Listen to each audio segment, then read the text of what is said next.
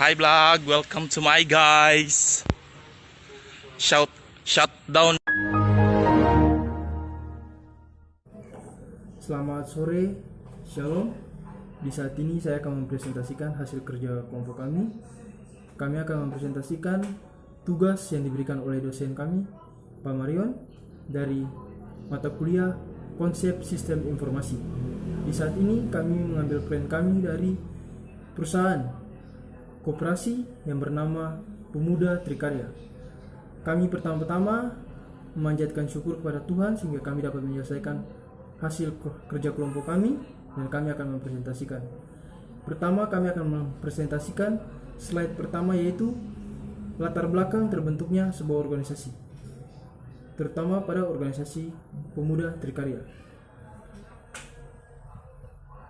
Organisasi Pemuda Trikarya adalah sebuah perusahaan bisnis yang bergerak dalam bidang simpan pinjam atau koperasi. Awal terbentuk Koperasi Pemuda Trikarya merupakan realisasi dari program unggulan Dewan Pemimpin Daerah atau DPD, Generasi Muda Kesatuan Organisasi Serbaguna Gotong Royong GM Kosgoro, tingkat 2 Kota Madia Ambon, masa bakti tahun 1996 sampai dengan 2001. Dan kami akan masuk pada slide kedua tentang struktur dari organisasi Pemuda Trikarya. Pada rapat DPD GM Kosgoro tingkat 2 Kota Madia Ambon pada tanggal 1 Maret 1997 untuk pembentukan koperasi yang bertempat di ruang rapat dinas koperasi dan UKM Kota Ambon, yang terpilih sebagai badan pengawas adalah: pertama, Fajar Tonbama SH, kedua, Dr. Randus Ismail Sahib, dan badan pengurus terdiri dari: pertama, yang bertindak selaku ketua adalah Lukman LK Umafagur S. Hud, dan kedua yang bertindak sebagai wakil ketua Cornelis Lakotani, dan ketiga yang menduduki sebagai sekretaris adalah Hieronymus Ulukianan, dan keempat, Harusan bertindak sebagai wakil sekretaris, dan kelima, Syarifuddin Henso S. Sos bertindak sebagai anggota. Kita akan masuk pada slide ketiga, yaitu program dalam bisnis atau program-program yang mereka menjalankan dalam organisasi perusahaan mereka. Pertama, menjadi lembaga yang handal dan terpercaya. Kedua, paham akan hak dan kewajiban dan serta keterampilan dalam bidang serta aktivitasnya setiap saat. Ketiga, mendorong kebiasaan menabung untuk menciptakan kemandirian ekonomi.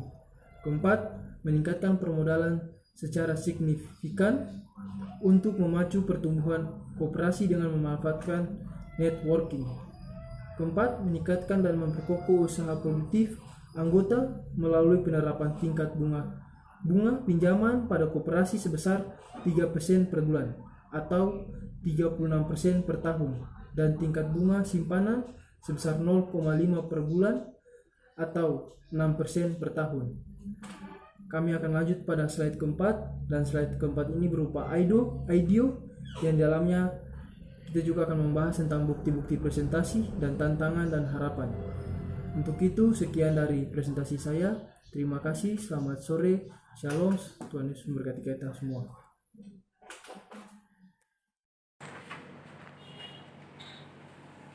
Perkembangan usaha ini ke depan mengalami banyak tantangan karena usaha ini bergerak di bidang simpan pinjam, bidang keuangan.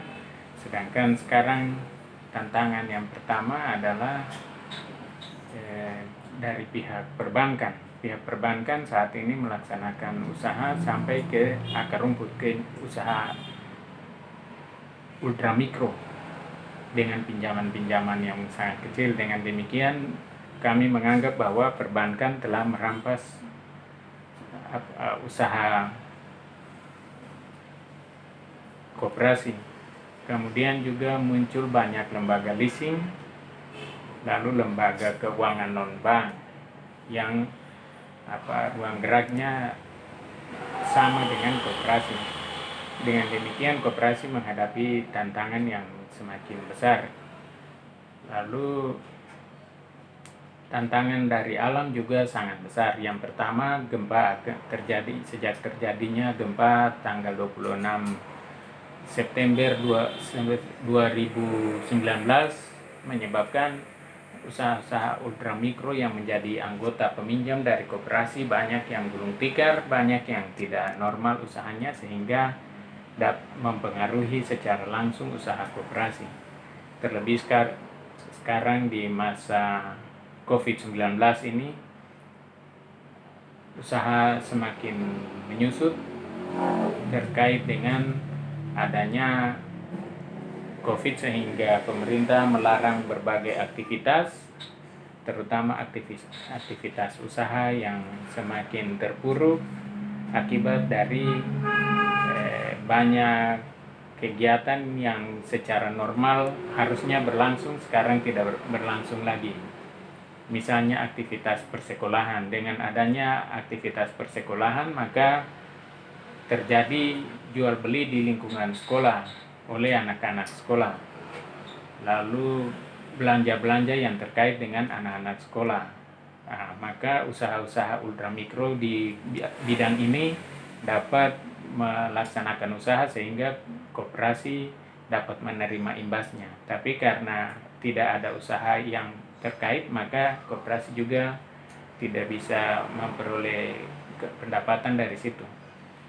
Kemudian juga aktivitas perkantoran. Dengan adanya perkantoran maka rumah-rumah makan dan berbagai aktivitas usaha ultramikro lainnya itu bisa berjalan. Tapi dengan adanya COVID semuanya ditiadakan, maka usaha-usaha ultramikro tidak bisa bergerak. Dengan demikian koperasi juga sulit mengalami kesulitan dengan sendirinya. Nah, rencana ke depan adalah mudah-mudahan segera COVID-19 ini teratasi sehingga kondisi normal kembali, maka koperasi membutuhkan dana untuk memacu kembali merecovery kerugian dan kerusakan yang sudah dialami selama ini. Jadi kita berharap dalam waktu dekat ini COVID-19 bisa selesai, bisa kehidupan normal kembali. Kalau kita memperoleh dana untuk merecovery, maka kita akan memperkuat permodalan anggota dalam bentuk pinjaman-pinjaman baru, karena banyak anggota yang sudah macet akibat dari berkelanjutan berbagai persoalan gempa dan COVID. Nah, mereka membutuhkan dana pengungkit untuk bisa memulai usaha yang baru. Itu saja. Terima kasih.